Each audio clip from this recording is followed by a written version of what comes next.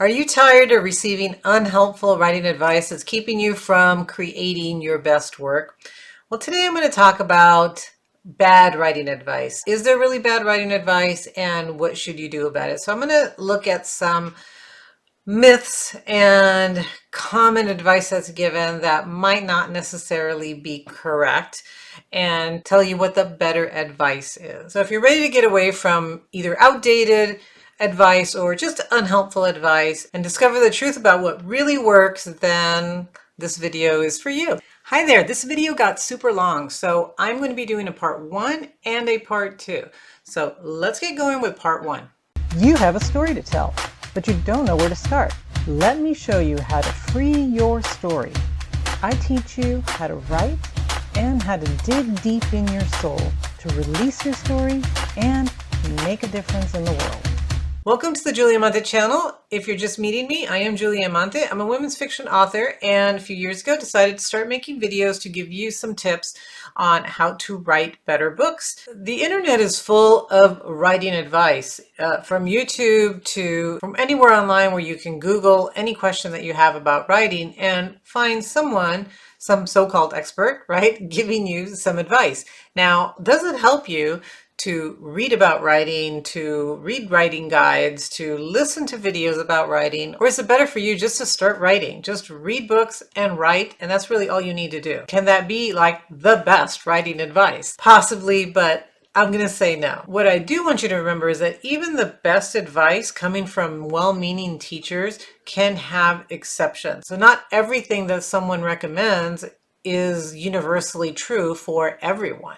If you take anything away from this video today, is that not all advice is good for you. That you need to evaluate and decide what works and what doesn't work.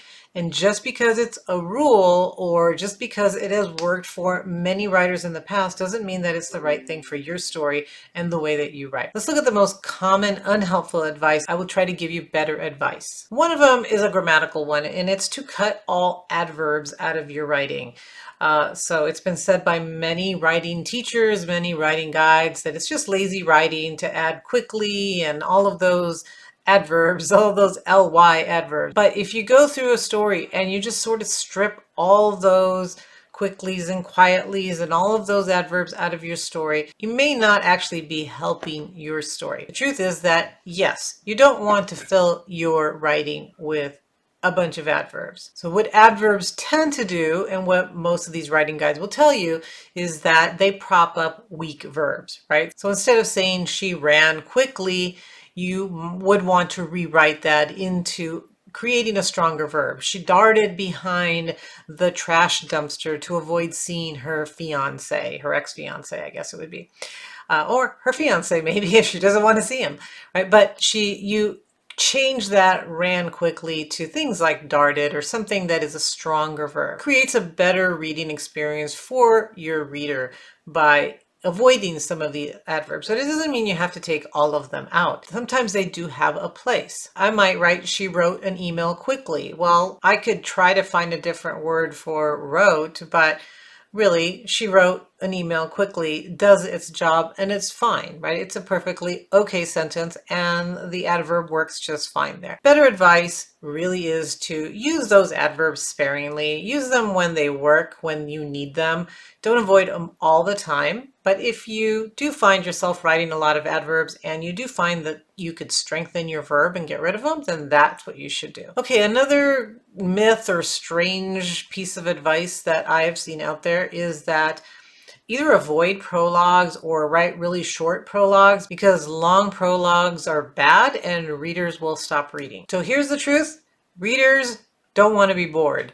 Readers like engaging content. There's no arbitrary rule about the length of a prologue or even not having a prologue or having a prologue. If your prologue is compelling, it draws the reader into your story, it prepares them for whatever is coming in the main part of the book, then it works. Readers are going to stick with you if they're interested. So the truth is that readers don't care whether there's a prologue or not. What readers care about is that they're interested and that you are leading them for something. So it's not a place to put a bunch of backstory. You can blend that in, or you can weave that into your main story. You don't need to start with a backstory in your prologue. But if the prologue introduces the characters and some interesting and important, valuable plot details, then definitely have your prologue. So better advice is to really understand why the prologue is there. What is it doing for the story?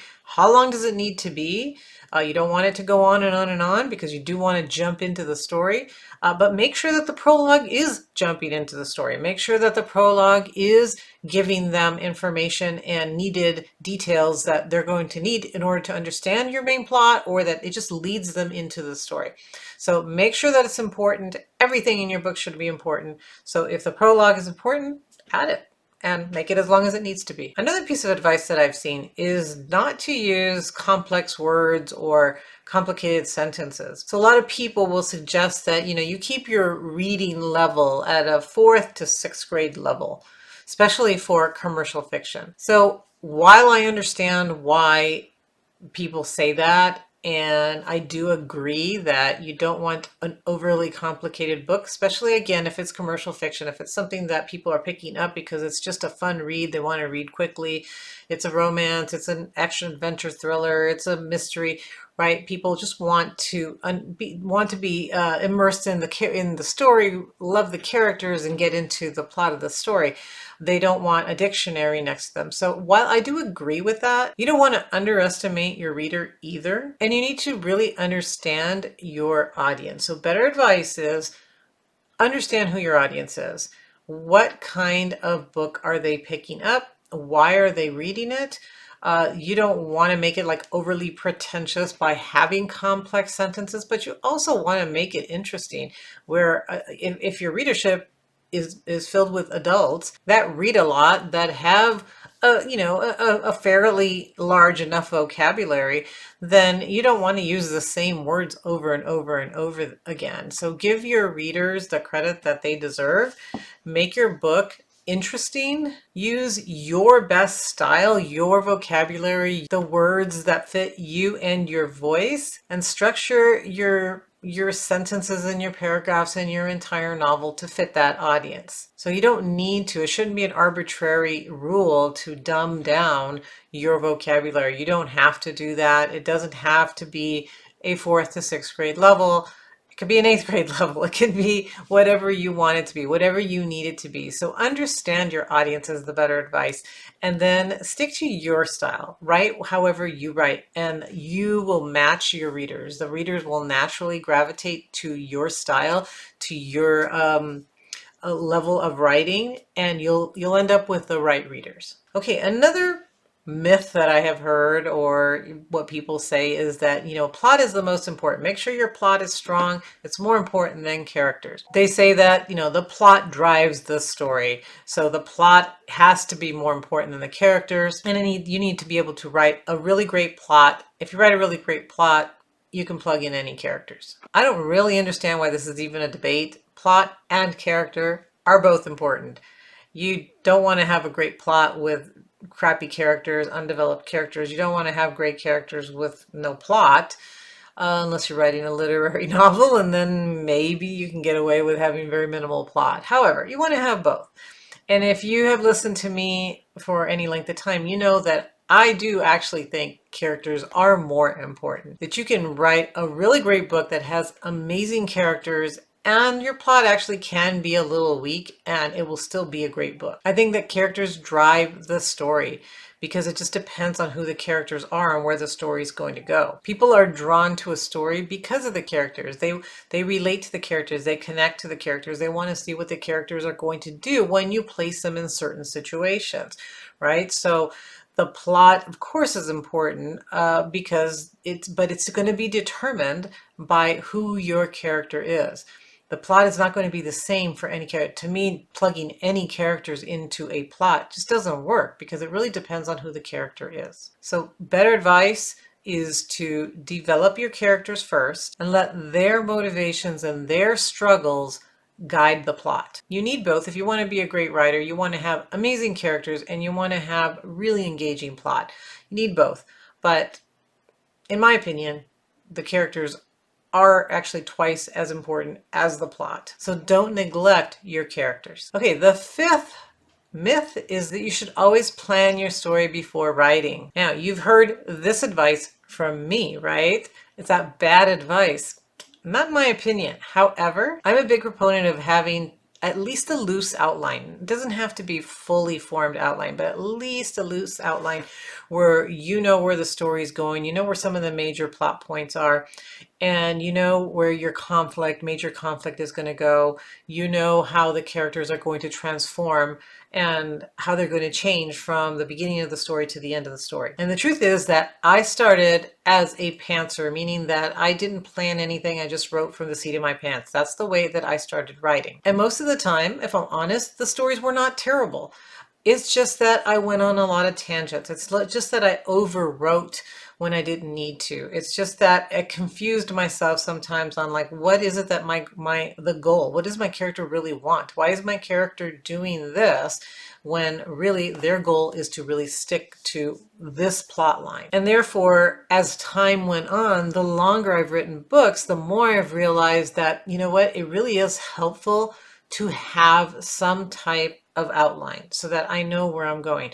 Now, my book that I just released in October of 2024, depending on when you're watching this video, Christmas Without You, I wrote that book in a month. How was I able to do that? Well, because I spent 3 months thinking about it, planning it, outlining it, making sure that I understood who the characters were and what was going to happen in the story. If I hadn't done that, there's no way I would have written that book in a month, because I would have just started writing and trying to figure out where I'm going and what's going on and what do the characters want and what is the theme of the book. I would have had to figure that out as I was writing. So it sounds like what I'm saying is always plan your book before you start writing is not a myth at all. That is not bad advice at all. However, the reason I included it here is because I realize that not everybody needs to do it this way. This is just something that I like and I recommend. This is why at the beginning of the video I said you have to see what works for you. This absolutely works for me. I recommend it to all new writers that to try to write an outline, but sometimes if you're a new writer, you don't know how to write an outline because you don't really know how the story is going to develop, and you really do need the time to just sit and write and spend time with your characters. In the past, that's one of the things I did is I knew who my character was and I kind of knew what the character wanted, and I started writing, and it would help me to get to know who this character was, what this character wanted. I got a feel for the personality of the character, and that helped me to write the book. So if planning your book ahead of time doesn't work for you, then don't do it that way. Then just start writing. So my better advice, better than just always write an outline, is to try both. Take the same story or take 2 different stories. Plan and outline one and then do the other one without any planning. Just start writing and see what works better for you. See which one feels more natural to you. See which one makes you enjoy writing more. See which one helps you write a stronger story and which one fuels your creativity. So you don't want to do something just because it works for another writer. Try both and see what works.